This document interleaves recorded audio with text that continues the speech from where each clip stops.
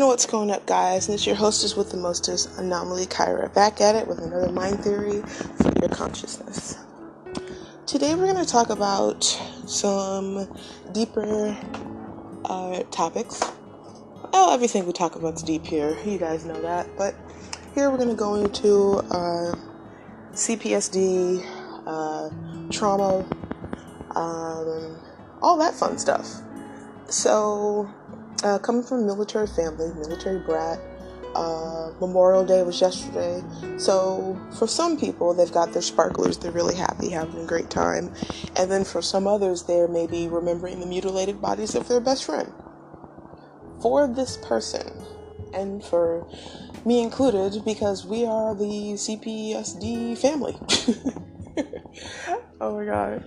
So, it's post-traumatic stress disorder, or complex post-traumatic stress disorder.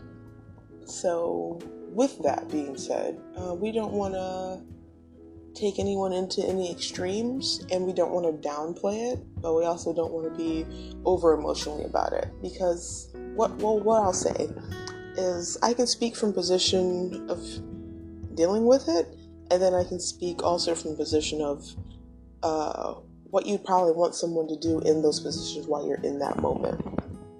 So I like to put it into this area. You forget about normal, because for us, and for our other listeners who don't have that or aren't dealing with that, this is kind of maybe just something you're listening to, and you might have a friend, a cousin, a nephew, a father, a mother who's dealing with this. So for you, it could just be beneficial to hear the other side of it. It's not as traumatic as it might look from the outside, because of course it's in the past and it's not happening right now. But in this way, you are teleported. There are little triggers, whether it be a holiday, a name, a word, things like this, and you have to make sure that you don't fall into them. Like I myself, I got one of those today, where I actually ended up hearing about one of my friends who has a boyfriend, who is in the military, and yesterday had a type of episode. And the way she explained it was that she wasn't afraid he'd hurt himself or anything or just something like that. It's difficult to understand when someone leaves this form of reality right in front of you.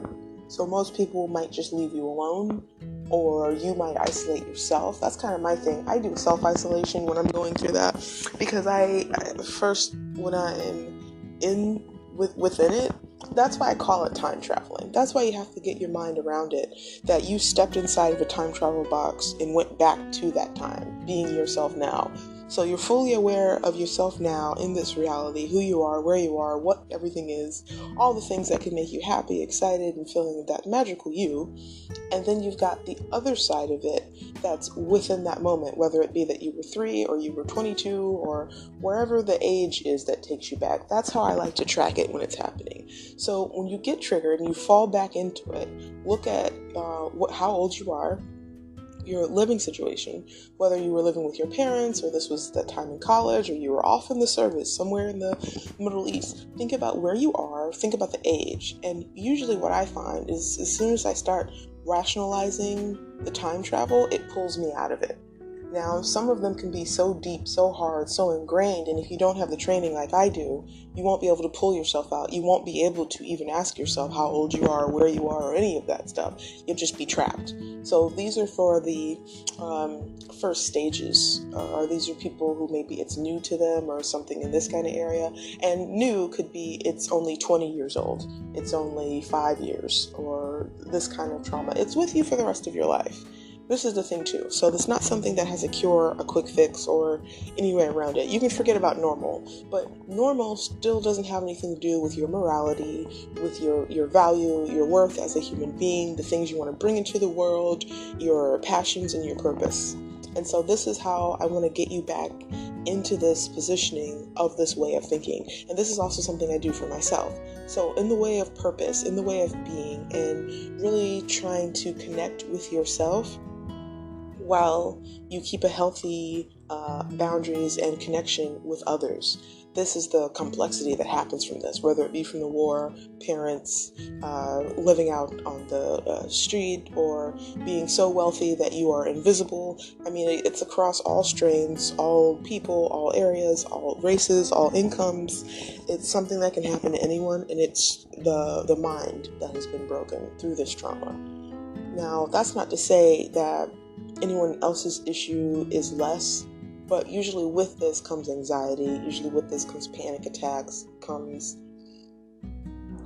and it sounds like all of these types of things like that, but the other side of it is you can also switch this and you can do your time traveling thing to something that's actually extremely enjoyable for you. So if you can flash back to a traumatizing, terrible time, you can also flash back to an amazing, enjoyable time. So maybe that best friend that you saw tragically blown up and torn to pieces, you can actually go back to time and remembering maybe a week before when you guys were having dinner, and you can be there within that moment too. It's not something that science has really cracked into. They kind of just want to make you feel like it's a limiting ability, but it's only limiting because of how it's being utilized.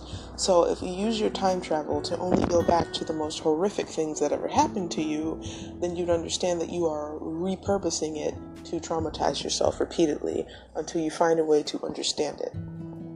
The way that I want to speak to you today about it is that I don't want you to try and understand your trauma. I know. I don't want you to try and understand why your partner's having a panic attack. I know, it sounds terrible. It's not. This is what you can allow. Since, humans have this outside wear of control and out of control. And when you're someone with this type of ability, that's what I like to call it, this type of ability trauma, it's definitely more mental than anything. Everything is psychological at this basis, because you could be living inside of a box and you can still be traumatized about that time, your mom ran over your foot. It's usually things like that.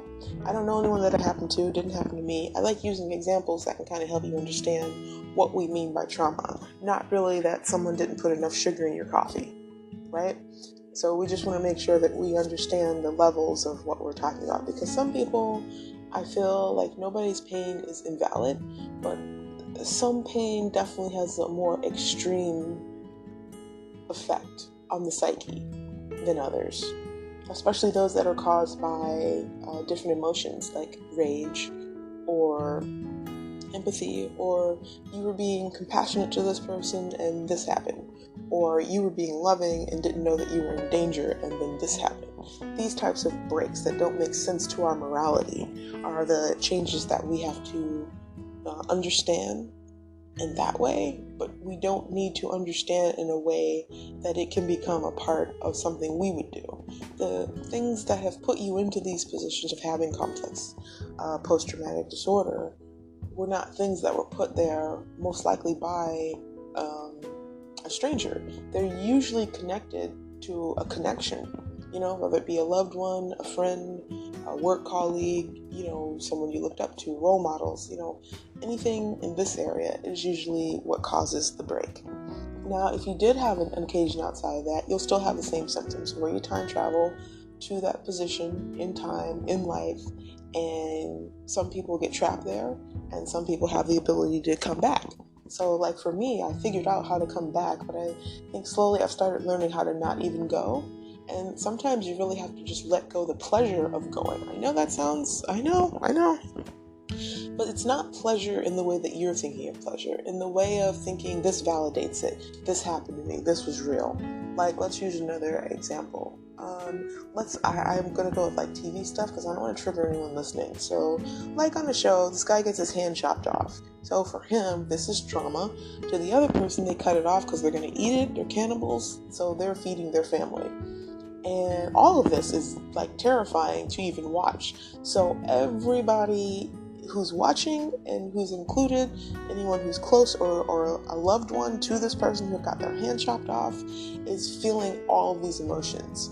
And that's really all it takes, is one time of either witnessing it or being a part of it to cause these, I don't like to use words breaks, but if you think of it in the way of the brain, where the mind is fatty tissue, and it's always creating these different pathways, and then some of them can get broken, flooded, reformed. The mind is plastic, so really after, not the physical plastic, like a plastic bag, this is me trying to explain to you how it can mold and move, very much with like heat and shaping with like a piece of plastic in your hand. You can have the same capability over your own physical brain.